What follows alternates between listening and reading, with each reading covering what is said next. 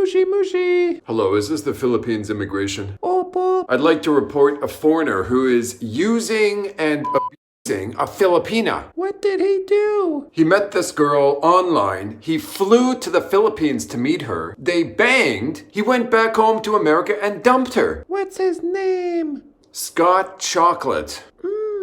Did you say chocolate? What the hell?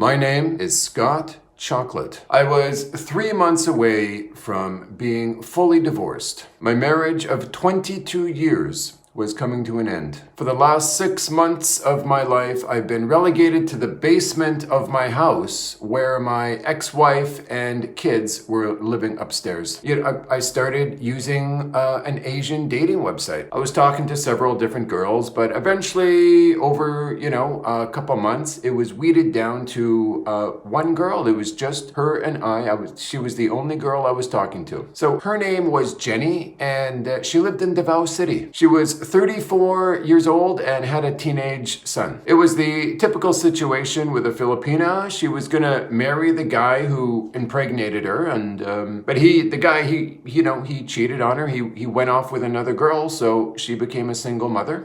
She had a good job. She was a pharmacist at a big pharmacy there in Davao City, so she was stable. She did not speak English very well, but it was enough to have communication with me. So it was off to the Phils I went for a 2-week trip. So it's January 12th, 2018, and I arrive in Davao City.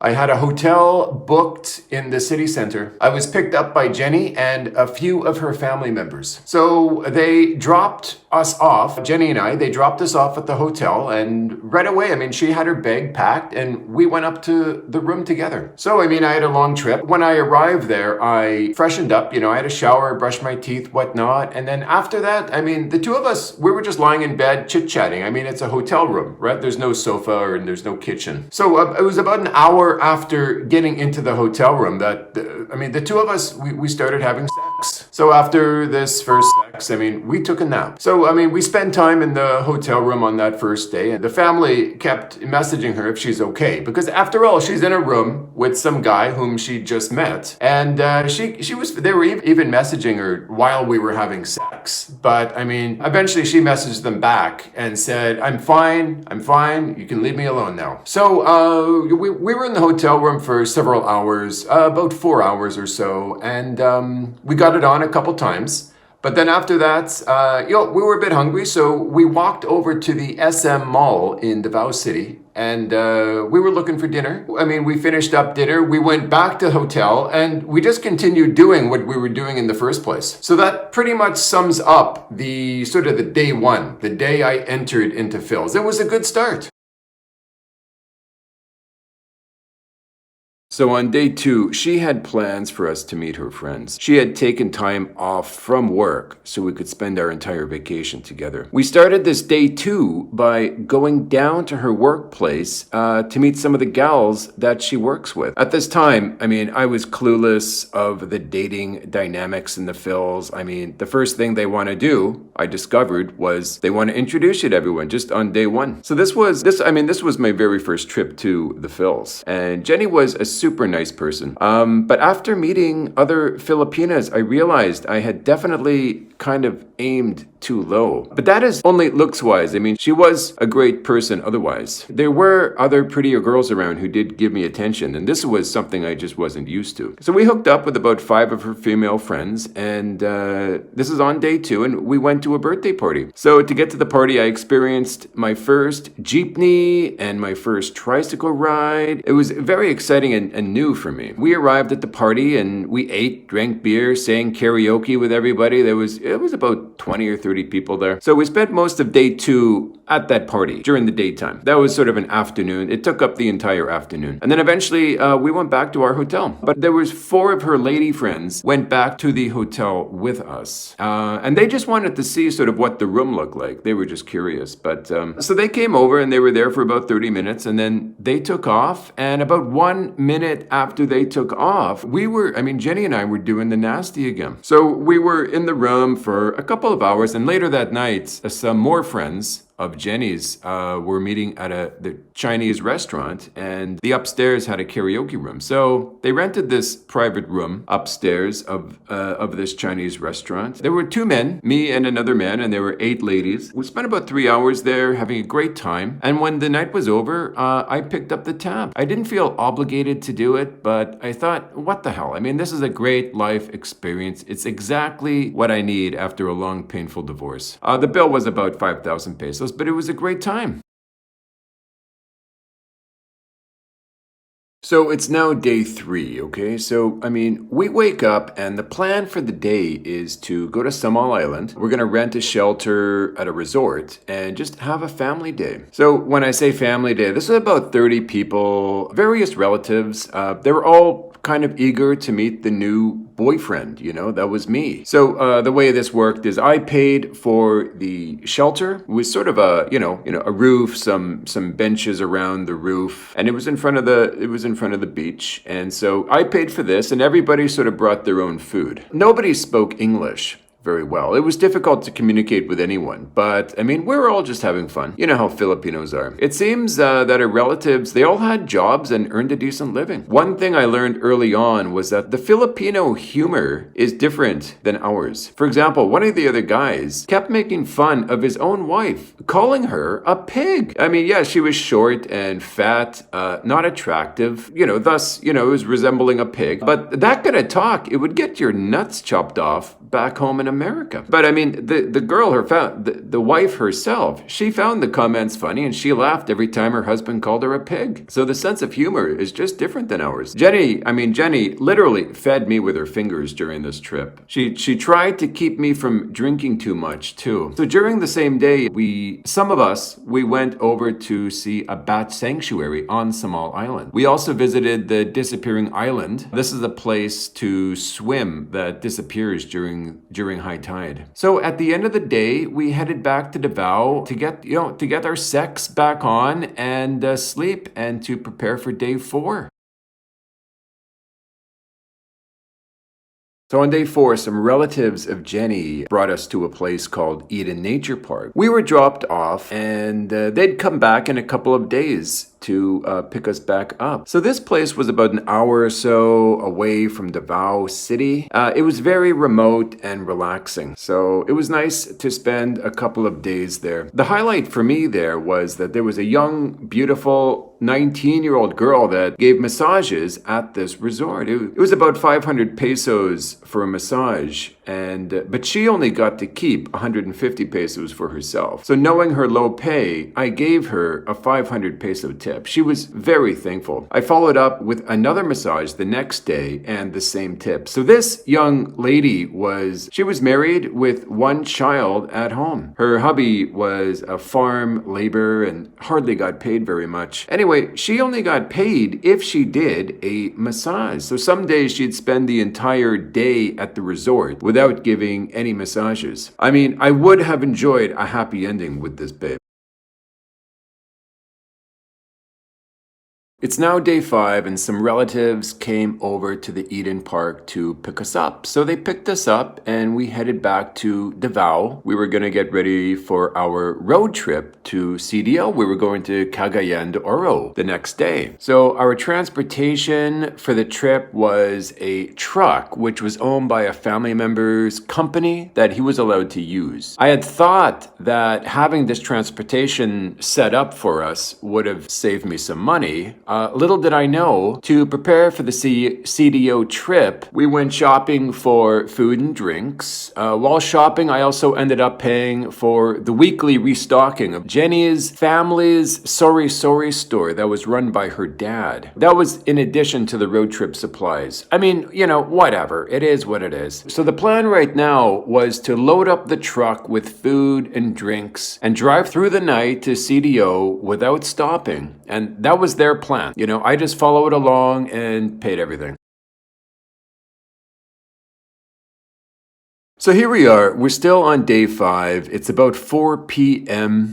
We load up the truck with supplies. There's about 9 peeps, 9 family members, and we take off for CDO in this truck. So it's about a 10-hour drive from Davao to CDO. On the road to CDO, we passed through several military checkpoints. They just looked in the vehicle. They didn't bother us. We drove through the night with no issues. During the CDO trip, I really never knew what we were doing or where we were headed. They didn't tell me anything. Okay, so anyway, we're driving through the night, and it's now, it's 2 p.m. It's day 6, and we are in the CDO area. So anyway, we're on the road, we're near CDO, and a man on a motorbike pulls up right next to us. He's driving right next to us. So the passenger in the truck rolled down the window and begins talking to the guy. It turns out it's the husband of some relative. We're going to follow him to their apartment and we're going to have some lunch. When we got to their place, we went to a small upstairs 1-room apartment. Everyone in the truck, besides Jenny and myself, were going to sleep in this apartment. Jenny and I would sleep in a hotel.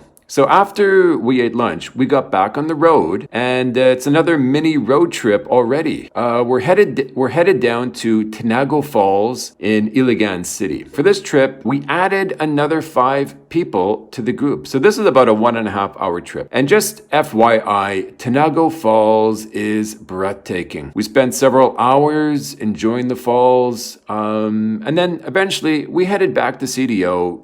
It was getting late. We were all tired. When we hit CDO, we went to McDonald's, and at this point, I was starving. I have to say, for once in my life, I really enjoyed my Mickey D's burger. So right now, it is nighttime. One cousin assured me that they had a hotel for us to stay at. I think the room was about $12 for the night. But this place, it could have also been rented by the hour. It was basically a sex hotel. I'm assuming they brought us here because it was close to the apartment. It did the job. The only problem was there was no hot water in the hotel. So, cold shower time. Anyway, the sex was back on finally. And, it was time to get some rest and prepare for day 7. The next day, the 2 of us walked to a nice restaurant to enjoy breakfast with just the 2 of us. The others ate elsewhere, I'm not sure where. After our meal, we all gathered at the apartment in preparation of going to the 7 Seas water park. The whole crew piled in the truck and away we went. So we arrived at 7 Seas, it was just opening, it was about 10 a.m. We approached the entrance of 7 Seas, and I was thinking, who's going to pay for all these people? There's 15 people. So anyway, inevitably, we got to the payment crunch time. There was about 3 seconds of awkwardness as everyone was kind of looking in a different direction. So of course, I pulled out my wallet. We spent the entire day at the park and it was quite enjoyable. It is right on the ocean in CDO, and it wasn't even that busy. It was about $20 per head. So anyway, we spent the whole day there. When it was time to go, everyone got cleaned up and we went to SM Mall for, more to eat. At the SM Mall, there were even more friends and family to meet and greet. And to my surprise, they actually paid for my meal. And look, I'm just making light of this whole payment situation. The value I got from traveling with them was well worth any costs. It was a once in a lifetime opportunity. After everyone was done eating, it was time to get back to our original 9-person team and head back to Davao. So it was just getting dark as we left CDO for Davao. So we're traveling home. We're driving the winding mountainous roads of Mindanao, going through Bukidnon. So we're just minding our own business, and things seem to be going smooth. I tried to sleep when I could, and did so off and on as we made our way back to Davao. So we're about halfway home when we started to have issues with the clutch on the truck. So we had no clutch and were forced to stop on the side of the road. I thought, oh, great, this is fantastic. This is exactly where I'm gonna die, get kidnapped by terrorists, and left for dead. It was Jenny at this moment turned to me and said, "Don't worry, my cousin will fix it." So cousin is armed with a cell phone for light and a pair of pliers, okay? And the repairs began. So about 5 minutes later, a vehicle was coming towards us. So someone ushered me into the truck. I guess it's not the safest area, I'm not sure. Two men were on this scooter. They stopped to see what was going on and to help. Soon, the cousin and the driver of the scooter took off to the nearest town. The other guy got off the scooter and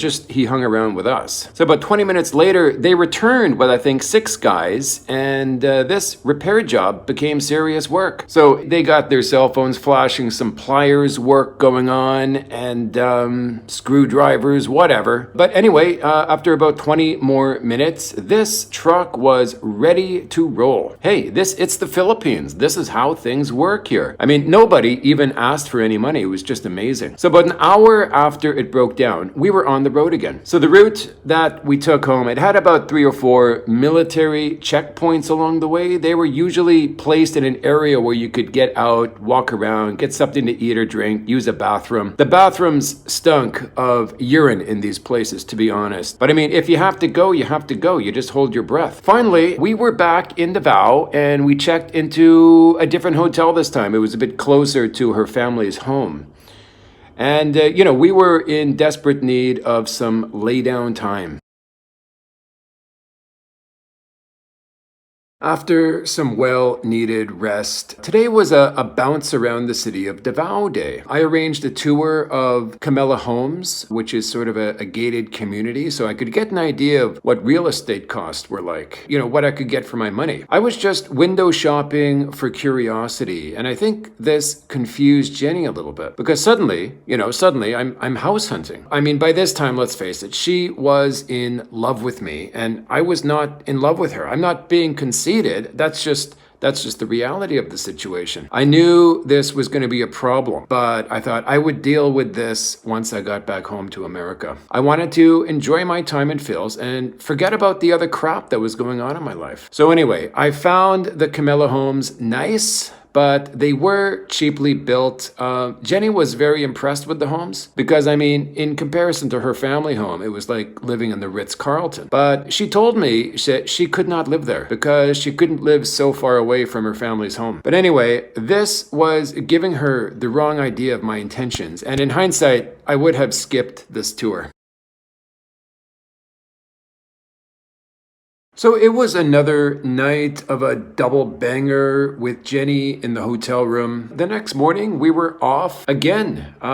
Today, the whole family, we were all heading down to Mount Apo. So we loaded up the crew and we set off. Mount Apo was about a 2-hour drive from Davao City where we were. And we've been driving for a period of time. And then we came across a roadside fruit stand. We stopped to buy some fruit for the trip. So once we resumed driving, we began eating the fruit. Jenny would peel the fruit, feed it to me like I had no hands. I guess this is what to expect once you have a Filipina girlfriend. So we were eating many different kinds of fruits they were all new to me. These were native fruits to the Philippines. I find the fruits in the Phils to be awesome. I enjoy them very much. The gold mangoes are my absolute favorite, and I also like the lanzones. Anyway, we continue to drive towards Mount Apo. Specifically, we're heading to the Aggo Mohamani mountain resort in Mount Apo. So we spent the better part of the afternoon here in Mount Apo just enjoying the place. It had food stands and drinks and was set up for locals to enjoy. So we eventually decide that it's time to head back home. We eventually got back to some form of civilization back in Davao, and now everyone was hungry again after the trip, so we stopped at this local place to eat. The place they chose here in Davao City seemed decent, and they went through the line and ordered what they wanted to eat and drink, and the entire bill for everyone, including drinks and all, for 9 peeps was 1,000 pesos. I ordered a burger and fries. Now, in the USA, this means a beef patty on a bun, but as you know, that is not the case in the Phils. So anyway, we eventually made it home, and it was a long day. It was time to hit the hay. And that is the end of day number 10. So now it's day 11, and my time in the Phils is about to run out. So today we decided that we're going to go back to Samal Island to spend the night at some nice resort, just some romantic time together before, the big departure. So the cousin and his wife drove us around down to Samal and then around. So before we got to our resort, we toured around Samal a bit. So we checked out Hagamit Falls. Hagamit Falls is truly one of the hidden gems of the Philippines. It is a gradual series of waterfalls. So after a nice swim in the falls, we found a good place to eat and enjoyed a meal. The cousins then dropped us off at our resorts and they went back home. So we stayed at the Paradise Island Park and Beach Resort. The cousin would come back tomorrow to pick us up. We decided to have some lunch, so we ordered food and ate it at the table that overlooked the ocean. It was very quiet and peaceful. So with a full stomach, we went back to our room for some more, insertion, some more sex. It was during this sex session and afterwards that I realized she was really falling for me. I decided that I was not going to go down on her from the start of this whole trip because, I didn't want her to really fall in love with me because I didn't know where this relationship was going to go, prior to meeting her. So by this time in the trip, my time with her was really coming near an end. So she decided that she needed to show me how much she cared for me. I assumed that's why she did it, but she took it upon herself to give me a BJ. It was obvious that she was new to this. I didn't give her any instructions. I just let her learn on her own. She also felt the need to tell me that she was having sex with me because she wants to and that she has feelings for me, not because she feels obligated to do so. Now, all of this would be cool if I also had feelings for her and wanted to continue the relationship. But I knew early on that it's just not the case, unfortunately. The whole trip, it turned out to be more of just an adventure for me. And this is where it's good to somewhat of a communication gap. For example, if this was a Western woman, she would question me to death, back me in a corner, withhold sex, and mostly treat me like crap until you lied to her and told her that you loved her. Not a Filipina. They just enjoy the moment at hand and let God figure out the rest. So, with God as my witness, I let her mount me in the cowgirl position and I came inside of her for the second to last time. But this unprotected sex was starting to bother me. She had her period shortly after I arrived, so I had been, mentally counting the days, and we were getting over those days. We were getting past the safe zone. So anyway, the next morning would be the last time I had sexual relations with Jenny, as I felt this was now getting way too close, and, I may have overstepped my bounds here. I may have gone past the window, but I didn't want to push it any further than I had to. Putting on a rubber right now, after all, what would she think of that? I've learned that Filipinas think having a child is a good thing. If she's willing to have sex with you, she's willing to have a child with you. And I'm not willing to have a child with her, even whether I'm in the picture or not. So I just wanted to keep it safe from now. So we're in Samal at this time. This is day 12, the morning, and her cousin came to pick us up as expected, as planned. They're taking us back to Davao City. They're going to bring us to a hotel near the airport that I booked. I'm flying home tomorrow morning. So we all went out to eat at a Western restaurant that was nearby this hotel. Then, we finished our meal. We're standing outside and we're in the process of saying our goodbyes to the cousin. I decided to give the cousin some money for being our tour guide. I took out $100 USD and gave it to him. And then we got checked in to the hotel and mostly spent time in the room. I had an early flight and figured, I just wanted to rest. So fortunately, she had no idea that I didn't really dig her. I could tell that this coming breakup was going to be a difficult thing when I get back home. But I just wanted both of us to enjoy our last moments together. So the next morning, the cousin picked us up for the last time and he drove us to the airport. So the next morning from the hotel, we got a taxi to the airport. We had a short goodbye and off I went into the airport to get checked in. So I checked in and I eventually sat down in the airport to have something to eat and drink, and I just reflected on the experience I just had. I actually started to cry a bit because although my trip had been wonderful, I knew when I got home I'd have to let her down as easy as I could. It was just unfortunate. I just didn't feel she was my girl. I actually felt kind of bad about the situation. I had been selfish, but the thing is, I just followed this path of meeting this girl online. I mean, for all I knew, God's plan was for us to spend the rest of our lives together, but that just wasn't the case. The breakup was a little bit rough, so I arrived back home to the USA and we texted and chatted for a bit. I just became a little more distant and I didn't respond to her as promptly. Eventually, she called me on it. I told her that I needed some time to sort out my divorce and I needed a bit of space in order to do this. It's kind of a typical passive aggressive guy move, I guess. She took this as I didn't want her. And after that, she mostly left me alone. Fortunately, she pieced it together and she respected how I felt. I mean, over time, we chatted a few more times when she had asked how I was doing. And so, I mean, finally, I'm sure she found me on Facebook and realized I had found someone else. Eventually, she unfriended me on Facebook.